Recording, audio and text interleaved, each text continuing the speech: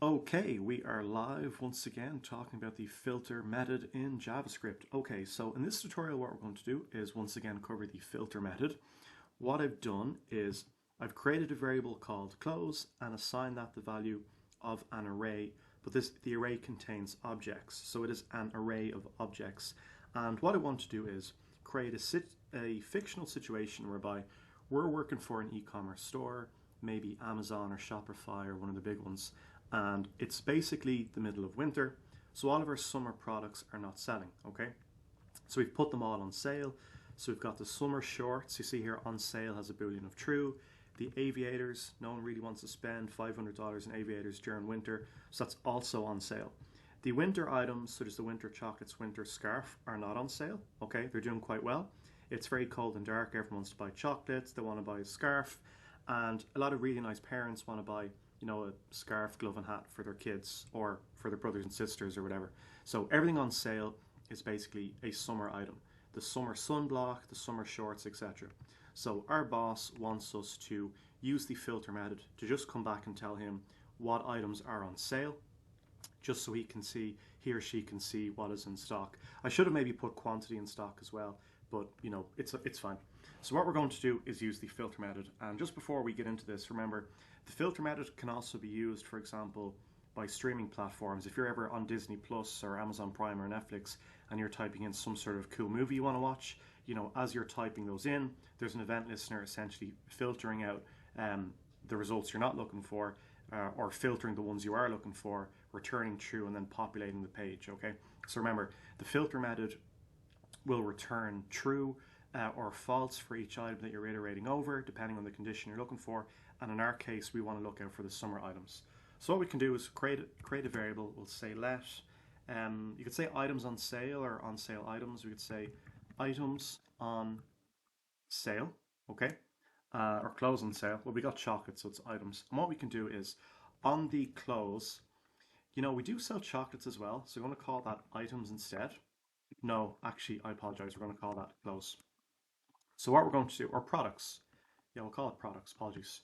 So we'll just say products. So what we're going to do is items on sale. We're going to iterate over our products array. So on the products array, an array of objects, we're going to use dot notation to access the inbuilt filter method in JavaScript. It is a method, so it has parentheses. And what it is expecting is to receive a callback function, at least one parameter to be passed in. So we're going to pass in here a callback function, okay? And that callback function is going to fire or run for each item inside of our array, okay? So what I'm going to do is just get a reference to each one by calling it item. You could also call it product as well if you wanted, so we can say product. And what we want to do is we want to return each product into the items on sale array depending on some condition being true. So what I want to do is I want to check to see if the product we're iterating over is essentially on sale, okay? So what's on sale? Well, the summer shorts are on sale. So the first time the filter method iterates over the array of objects, it's going to check this object first. It's going to check to see if the product that we're iterating over is on sale. This one is on sale, so that will evaluate to true. So that will be returned to us and stored inside of the new array called items on sale. So we're going to store in it the summer shorts because that will return true. Aviators, they're also on sale. So the aviator is going to be put in. Aviators. The winter chocolates are not on sale. So the filter method will return false for this one. Therefore, winter chocolates will not be pushed into our new array called items on sale. The winter scarf, similarly, is also not on sale. On sale is set to false. That property has a Boolean value of false. Therefore, it will not meet our condition. It's not on sale, so it will not be returned to us and therefore pushed into the new array. The summer sunblock, well, is it on sale? Yes, it is, and that's the condition we're looking for. So remember, when we're saying return product on sale, on this iteration, this is the product.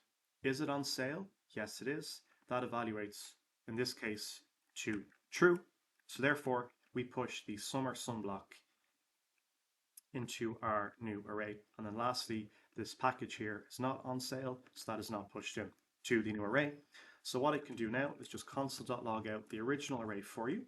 So if I just say console.log products, So we'll just call them maybe, all products or something. Let's say all products, and the string there, and comma separate.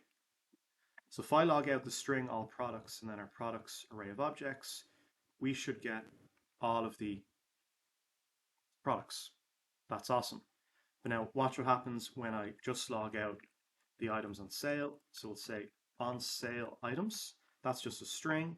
And now let's log out our items on sale array. And remember, the items on sale array, what we did was we used the filter method to iterate over each product, essentially an object, and check to see whether it was on sale or not. If the on sale had a boolean of true, it was pushed into our new array. If it had an on sale boolean value of false, it was not.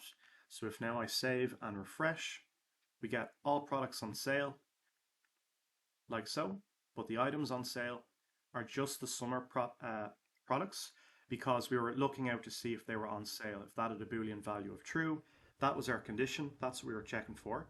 Was the on sale property, did it have a boolean value of true? And if it was, we wanted to return that and then store it in the items on sale. So it's a very useful method, the inbuilt filter method in JavaScript.